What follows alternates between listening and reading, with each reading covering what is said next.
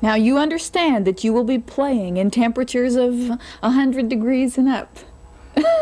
Well, we have the advantage of at least having a dressing room that we can go to and having drinks and stuff like that. And the people, I really feel sorry for the crowd. I mean, I'm sure most Texans are going to be prepared for it because they've seen it and they've been there before. But it's going to be really hot, and I hear they're going to be sprayed down and special facilities going to be laid on to kind of cool them off.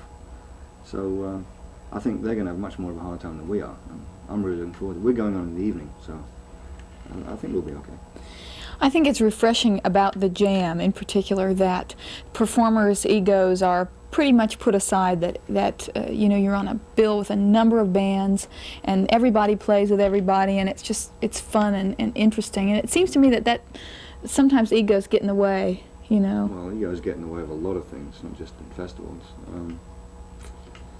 I think in this particular instance, we didn't know anything about the political wranglings back, you know, in the days when they were setting it up. So we weren't part of that. We were just offered the thing. We were headlining, and there was no question of it. But I don't think anyone really headlines in a festival. As you said, it's everyone gets together and they play together. And I think that's a great thing. For most of the people arriving this morning, Texas Jam was a traffic jam. Weather conditions and Fair Park construction slowed the cars on I-30. And once they arrived at the Cotton Bowl, fans waited in a second line. They were herded through the gates in groups of 100 at a time. Dallas police and private security guards used metal detectors to check the crowd for bottles and weapons. The long wait in the sun was too much for some fans, and people began to suffer from the heat and humidity before they even made it to their seats. 250 medical personnel treated their patients at 5 first aid stations throughout the Cotton Bowl. We gave a few hints all week on how to come out here prepared for it, and I think for the most part, considering the number of cases we've had, the people are pretty much taking precautions as far as eating before they come, drinking lots of liquids, and wearing cool, loose clothing, covering on their head, etc. And while doctors treated patients on the floor of the stadium, security personnel set up their own informal medical practice to prevent more heat problems.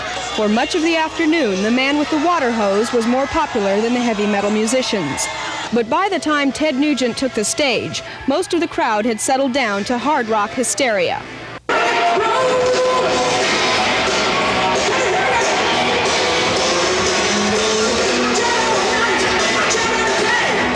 In addition to the box office take, concert promoters say they will sell $500,000 in T-shirts and souvenirs.